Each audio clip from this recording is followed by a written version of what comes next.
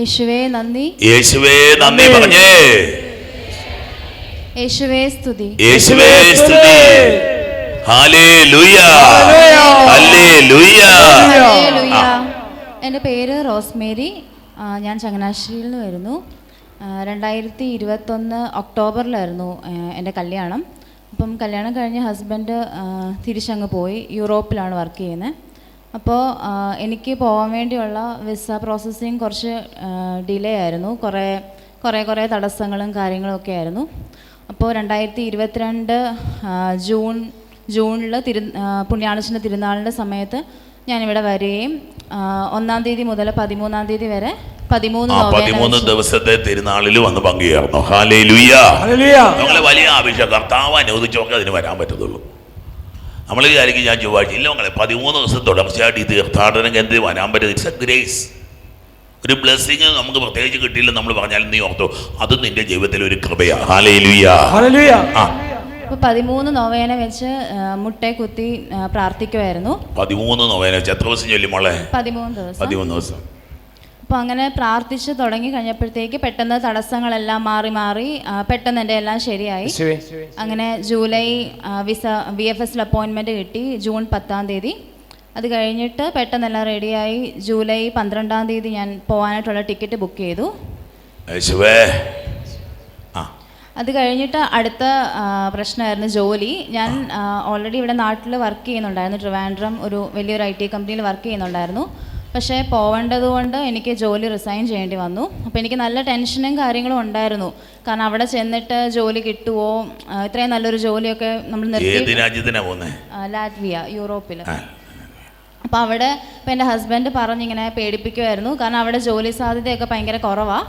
അപ്പം ജോലിയൊക്കെ കിട്ടാൻ ഭയങ്കര പാടായിരിക്കും. അപ്പം ജോലി കിട്ടിയില്ലെങ്കിൽ നമുക്ക് സ്റ്റുഡൻറ്റ് വിസ വല്ലതും ആക്കി കൺവേർട്ട് ചെയ്യാം, ഇങ്ങനെയൊക്കെ പറഞ്ഞ് എന്നെ കുറച്ച് പേടിപ്പിച്ചായിരുന്നു. അപ്പം ഞാൻ നന്നായിട്ട് പ്രാർത്ഥിക്കാൻ തുടങ്ങി. അപ്പം അത് കഴിഞ്ഞ് ഞാൻ പുണ്യാളച്ചനോട് പ്രാർത്ഥിച്ചത് എനിക്ക് പോകുന്നതിന് മുമ്പായിട്ട് അപ്പം ഞാനൊരു അവിടുത്തെ ഒരു വലിയൊരു കമ്പനിയിൽ തന്നെ ഞാൻ ജോലിക്ക് അപ്ലൈ ചെയ്തു. അപ്പം കുറേ നാൾ വെയിറ്റ് ചെയ്തിട്ടും എനിക്ക് റിപ്ലൈ ഒന്നും വന്നില്ല. അപ്പം ഞാൻ നന്നായിട്ട് അതിനുവേണ്ടി ആ ജോലിക്ക് വേണ്ടി ഞാൻ പഠിച്ചൊക്കെ തുടങ്ങിയായിരുന്നു. പക്ഷേ ഞാൻ വിചാരിച്ചു പോകുന്നതിന് മുമ്പായിട്ട് എന്തെങ്കിലും ഇൻ്റർവ്യൂ ഒക്കെ അവർ ഷെഡ്യൂൾ ചെയ്യുമായിരിക്കും. പക്ഷെ ഒന്നും വന്നില്ല. അപ്പോൾ ഞാൻ പുണ്യാളച്ചനോട് പ്രാർത്ഥിച്ചത് ഞാൻ പോകുന്നതിന് മുമ്പായിട്ട് എനിക്ക് 2 ഇൻ്റർവ്യൂ എങ്കിലും കഴിഞ്ഞിട്ട് എനിക്ക് പോകാൻ പറ്റണം. ആ കമ്പനിയിൽ നമുക്ക് 3 ഇൻ്റർവ്യൂ ഉണ്ട് മൊത്തം. അപ്പം ബാക്കി അവിടെ ചെന്ന് കഴിഞ്ഞ് പിന്നെ ഒരു ഇൻ്റർവ്യൂവും കൂടെ കഴിയുമ്പം പെട്ടെന്ന് ജോലിയുടെ എല്ലാം ശരിയായി ചെന്ന് കഴിഞ്ഞൊരു 2 മാസത്തിനുള്ളിൽ ജോലിക്ക് കയറാൻ പറ്റണേന്നാണ് ഞാൻ പ്രാർത്ഥിച്ചത്. അപ്പോൾ കുറേ നാളിങ്ങനെ വെയിറ്റ് ചെയ്തിട്ടും അവരുടെ മെയിലോ കാര്യങ്ങളോ ഒന്നും വരുന്നില്ല. അപ്പോൾ ഞാൻ ഓർത്തു ഇപ്പോൾ പോകാൻ വേണ്ടി എനിക്കിനി ഒരാഴ്ചയും കൂടെ സമയമുള്ളായിരുന്നു. അപ്പോൾ ഞാൻ ഓർത്തു ഇനിയിപ്പം മെയിൽ വന്നാലും എനിക്ക് 2 ഇൻ്റർവ്യൂ കഴിയാൻ വേണ്ടിയുള്ള സമയമൊന്നും ഇല്ലല്ലോ. അപ്പോൾ ഞാൻ ഓർത്തിനി നടക്കത്തില്ലായിരിക്കും, എന്നാൽ പിന്നെ അവിടെ ചെന്നിട്ട് ഇനിയും ഇൻ്റർവ്യൂ അറ്റൻഡ് ചെയ്യാമെന്നുള്ള രീതിയിലിരിക്കുമായിരുന്നു. അപ്പോൾ പെട്ടെന്ന് എനിക്ക് മെയിൽ വന്നു ജൂലൈ 7-ാം തീയതി. അതും ഫസ്റ്റ് ഇൻ്റർവ്യൂ വെക്കാതെ ഡയറക്റ്റ് എനിക്ക് സെക്കൻഡ് ഇൻ്റർവ്യൂ ടെക്നിക്കൽ ഇൻ്റർവ്യൂവിൻ്റെ മെയിൽ വന്നു. അപ്പം 7-ാം തീയതി ഞാൻ പഠിച്ചുകൊണ്ട് കുറേ ദൈവമക്കളെ, നീ അസാധ്യമെന്നും നടക്കുകയെന്നും ഒക്കെ വിചാരിക്കുമ്പോൾ ദൈവത്തിന് അത് സിമ്പിളായിട്ടുള്ളൊരു കാര്യമാണ്. What is most difficult in your life is the most simple thing in Jesus' life. Hallelujah. അവിടുത്തെ സംബന്ധിച്ച് ഏറ്റവും നിസ്സാര കാര്യത്തിന് വേണ്ടിയാണ് നീ തലകുത്തി മറിഞ്ഞുകൊണ്ടിരിക്കുന്നത്. ഹല്ലേലൂയ. അത് ഗ്രഹിച്ചാൽ തന്നെ നീ മര്യാദയാവും. ഹല്ലേലൂയ. അപ്പൊ ഞാനാണെങ്കിൽ ആദ്യം തൊട്ടേ നന്നായിട്ട് പഠിച്ച് പ്രിപ്പയർ ചെയ്ത് ബുക്കിലൊക്കെ എഴുതി വെച്ച് എല്ലാം ഒരുങ്ങി നല്ല മിടുക്കായിട്ട് എല്ലാം ഒരുങ്ങിയിരിക്കുക.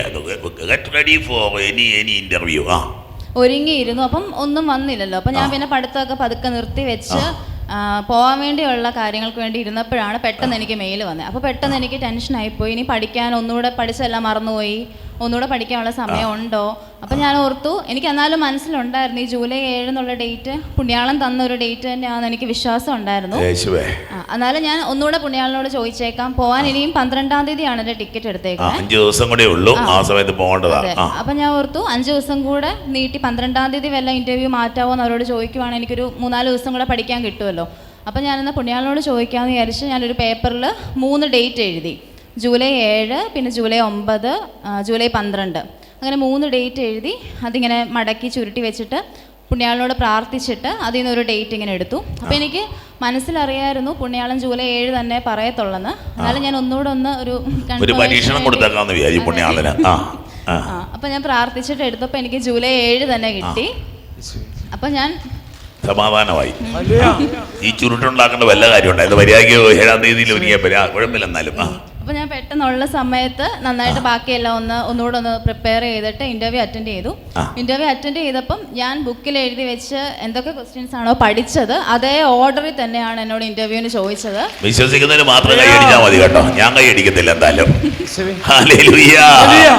എന്നാ എങ്ങനെ എഴുതി വെച്ച് പഠിച്ചോ അതുപോലെ ചോദ്യങ്ങൾ വന്നുകൊണ്ടിരിക്കുക.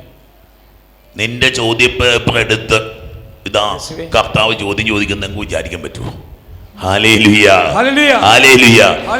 ചോദ്യം ഇട്ടിട്ട് ഉത്തരം കൂടെ എഴുതിക്കൊള്ളാൻ. ചോദ്യപേപ്പറിന് പരീക്ഷ കൊള്ളി ചെല്ലുമ്പോൾ പറയാം നീ ഒരു 5 ചോദ്യം ഇട്ടിട്ട് 5 ചോദ്യത്തിന് ഉത്തരം എഴുതിക്കൊള്ളാൻ പറഞ്ഞാൽ അങ്ങനെ ഇരിക്കും. അങ്ങനെ ജീവിതത്തിൽ എന്തെങ്കിലും പരീക്ഷ എഴുതിയിട്ടുണ്ടോ? എഴുതിയ ഒരാളിരിക്കുന്നു. ദൈവം ഇടപെട്ട് കഴിയുമ്പോൾ നിനക്ക് പോലും വിശ്വസിക്കാൻ പറ്റാത്ത കാര്യം തമ്പുരാൻ തരും. അപ്പം അങ്ങനെ ഇൻ്റർവ്യൂ കഴിഞ്ഞു. അപ്പോൾ എനിക്ക് കഴിഞ്ഞപ്പോൾ തന്നെ എനിക്ക് ഏകദേശം കുഴപ്പമില്ലായിരുന്നു, എല്ലാം പഠിച്ചതൊക്കെ തന്നെയാണ് വന്നത്. അപ്പം ഞാൻ ഇൻ്റർവ്യൂ നടത്തി. പഠിച്ചതൊക്കെ തന്നെ ആകപ്പാടെ പഠിച്ചതെല്ലാം കൂടെ വന്നു. പഠിച്ചതൊക്കെ തന്നെയാണ് വന്നു. വലിയ കാര്യോട് പറയാം. ആകപ്പാടെ 5 പഠിച്ചോളൂ, 5 എഴുതി വന്നിട്ട്. അപ്പോൾ ഞാൻ ഇൻ്റർവ്യൂ നടത്തിയ ആളോട് ചോദിച്ചു ഇനി എപ്പോഴത്തേക്ക് നമുക്ക് അറിയാൻ പറ്റും റിസൾട്ട്, ഉടനെ വരുമോ? അപ്പോൾ പുള്ളി പറഞ്ഞു ഇപ്പം വെക്കേഷൻ ടൈം ഒക്കെ ആയതുകൊണ്ട് എല്ലാവരും വെക്കേഷനിലൊക്കെയാണ്, അപ്പോൾ കുറച്ച് ഡിലേ കാണും, ഉടനെ അറിയത്തില്ല എന്ന് പറഞ്ഞു. അപ്പം ഞാൻ ഓർത്തു ഇനിയിപ്പം പോയി കഴിഞ്ഞിട്ടൊക്കെ പതുക്കെ ഉള്ളായിരിക്കും എന്ന് വിചാരിച്ചു. പക്ഷേ ജൂലൈ 12-നായിരുന്നു ഞാൻ പോകുന്നത്. അന്ന് രാത്രിയായിരുന്നു എൻ്റെ ഫ്ലൈറ്റ്. അപ്പോൾ അത് ചൊവ്വാഴ്ചയായിരുന്നു. അപ്പോൾ അന്ന് രാവിലെ എനിക്ക് മെയിൽ വന്നു 2 ഇൻ്റർവ്യൂവും പാസ്സായി എന്ന് പറഞ്ഞിട്ട്. അപ്പം ഞാൻ ഒരു ഇൻ്റർവ്യൂ അറ്റൻഡ് ചെയ്തിട്ടുള്ളൂ, പക്ഷെ എനിക്ക് 2 ഇൻ്റർവ്യൂവും പാസ്സായി എന്ന് പറഞ്ഞു. പാസ്സാകാത്ത അറ്റൻഡ് ചെയ്യാത്ത ഇന്റർവ്യൂ പോലും പാസ്സാക്കുന്ന ഒരു ദൈവത്തെ വിശ്വാസമുള്ള മാത്രം കൈയടിച്ചോ. അപ്പോൾ എനിക്ക് മനസ്സിലായി പുണ്യാളിന് ജൂലൈ 7 തന്നത് 12-ാം തീയതി ഞാൻ പോകുന്നതിന് മുമ്പായിട്ട് എന്നെ റിസൾട്ടും അറിയിച്ചിട്ട് എന്നെ വിടാൻ വേണ്ടിയായിരുന്നു. അപ്പം ഞാൻ സന്തോഷമായിട്ട് അങ്ങ് പോയി. പിന്നെ അവിടെ ചെന്നിട്ടായിരുന്നു എനിക്ക് 3rd round manager round interview. അപ്പോൾ അതും ചെന്ന് കഴിഞ്ഞ് ഒരാഴ്ച കഴിഞ്ഞപ്പോഴത്തേക്ക് എനിക്ക് ഇൻ്റർവ്യൂ ഉണ്ടായിരുന്നു. അപ്പോൾ അതിൽ നമ്മുടെ ഈ സാലറിയും കാര്യങ്ങളൊക്കെ ഡിസ്കസ് ചെയ്യുന്ന ഒരു റൗണ്ടായിരുന്നു. അപ്പം എന്നോട് ഹസ്ബൻഡ്, അപ്പം ഞാൻ സാലറി എല്ലാം എനിക്ക് എന്താണ് പ്രതീക്ഷിക്കുന്നത് അതൊക്കെ പറഞ്ഞു. അപ്പോൾ എന്നോട് പറഞ്ഞെല്ലാം കഴിഞ്ഞപ്പോൾ എന്നോട് ഹസ്ബൻഡ് പറഞ്ഞു അത് ഇച്ചിരി കൂടിപ്പോയില്ലേ ചോദിച്ചത്. നമുക്ക് ഈ ആക്രാന്തം എന്നുള്ളത് നമ്മുടെ കൂടുതൽ കിടക്കല്ലേ. ഒരു 4-5 ലക്ഷം രൂപ, ഒരു 10 ലക്ഷം എന്നൊക്കെ നമുക്കിപ്പോൾ എന്നാ കിട്ടിയാൽ കിട്ടിപ്പോയാൽ പോയല്ലേ. എന്നാലും ഒരു അടുപ്പിച്ച കാര്യം മര്യാദയുള്ള ചോദ്യം മര്യാദയുള്ളതായിരുന്നു. എന്നിട്ട് അവർ കുറയ്ക്കണം എന്ന് പറഞ്ഞു. ഹസ്ബൻഡ് എന്നോട് പറഞ്ഞു അത്രയും ചോദിക്കണ്ടായിരുന്നു, കാരണം ഒത്തിരി കൂടുതലായി പോയി അവരെടുക്കാതിരുന്നെങ്കിലോ, കാരണം അവിടെ ഫൈനൽ റൗണ്ട് വരെ എത്തിയല്ലേ എന്നൊക്കെ പറഞ്ഞു. അപ്പൊ ഞാൻ പെട്ടെന്ന് എനിക്ക് ഇച്ചിരി പേടിയായിപ്പോയി, ഇനി അത് കാരണം അവർ എടുക്കാതിരിക്കുവോ എന്നൊക്കെ. പക്ഷെ ഇന്റർവ്യൂ എല്ലാം കുഴപ്പമില്ലായിരുന്നു. അടുത്ത ദിവസം തന്നെ അവര് വിചാരിച്ചു ഇവളൊക്കെ ഇവിടുന്ന് വന്നിരിക്കുന്നതാണ്, ഞങ്ങൾ 3 ലക്ഷം രൂപ അല്ല 10 ലക്ഷം രൂപ കൊടുക്കാന്ന് പറയുമ്പോൾ ആൾക്ക് 5 ലക്ഷം മതിയെന്ന്. അവർക്ക് ലാഭം 5 ലക്ഷം. എന്തായാലും പെട്ടെന്ന് അവർ അന്നേരം അപ്പോയിന്റ്മെന്റോടെ അടിച്ച് കാണാം. അടുത്ത ദിവസം തന്നെ എനിക്ക് മെയിൽ വന്നു, ഓഫർ ലെറ്ററും വന്നു. അവർ വിചാരിച്ചു ഞങ്ങൾ ജയിച്ചെന്ന് പറഞ്ഞിട്ട് അവരിരിക്കുക. നമ്മൾ വിചാരിച്ചു നമ്മൾ വലിയ എമൗണ്ട് ഒക്കെ ഇട്ടുകൊടുത്തെന്ന് വിചാരിച്ചുകൊണ്ടിരിക്കുക. ഹല്ലേലൂയ. ദൈവത്തിൽ നിന്റെ ജീവിതത്തെ ആക്രാന്തം കാണിക്കാനല്ല, നിന്റെ ജീവിതത്തെ നീ ചെറുതായിട്ട് കാണല്ല. നീ ചെയ്യുന്ന കാര്യം നിസ്സാരമായിട്ട് നീ കാണരുത്. നിന്നെ നീ മഹത്വത്തോടെ കാണുന്നെങ്കിൽ നിന്നെ ചുറ്റുപാടുമുള്ള ഒരു മഹത്വത്തോടെ കാണും. ഹല്ലേലൂയ. ഹല്ലേലൂയ. നമ്മുടെ ദൈവത്തിൽ ആശ്രയിച്ച് പരിശുദ്ധാത്മാവ് തരുന്നൊരു ബോധ്യമുണ്ടോ അതിൽ അറിഞ്ഞു തിരിച്ചോ അവിടെ നീ എത്തിയിരിക്കും. ഹല്ലേലൂയ. അപ്പം ഞാൻ ചോദിച്ച ആ സെയിം ശമ്പളം തന്നെ അവരെനിക്ക് തന്നു. എനിക്ക് ഓഫർ ലെറ്ററിനകത്ത് ആ സാലറി തന്നെയാണ് പറഞ്ഞേക്കുന്നത്. അപ്പം അതുപോലെ തന്നെ കിട്ടുകയും ചെയ്തു. അപ്പം ഞാൻ ചോദിച്ച ജോലിയും ഞാൻ ചോദിച്ച അതേ ശമ്പളവും തന്നു. ചോദിച്ച ശമ്പളവും ഒക്കെ തന്നിരിക്കുക. എല്ലാം തന്ന് പുണ്യാളൻ എന്നെ അനുഗ്രഹിച്ചു. പുണ്യാളിനും ഈശോയ്ക്കും 1000 നന്ദി. ഹല്ലേലൂയ. ദൈവം നിന്നെ അനുഗ്രഹിക്കട്ടെ മോളെ. ദൈവകൃപ നിന്നെ നിറയട്ടെ. അഭിഷേകം നിന്റെ കുടുംബജീവിതം അനുഗ്രഹിക്കപ്പെട്ട സന്തോഷം സമാധാനം നിറയുടെ ജോലി മേഖലകളിൽ ഉയർച്ച ഉണ്ടാകട്ടെ. നിന്റെ ജീവിത പങ്കാളിന്റെ മാതാപിതാക്കൾ പ്രിയപ്പെട്ടവരെനിക്ക് ഹല്ലേലൂയ.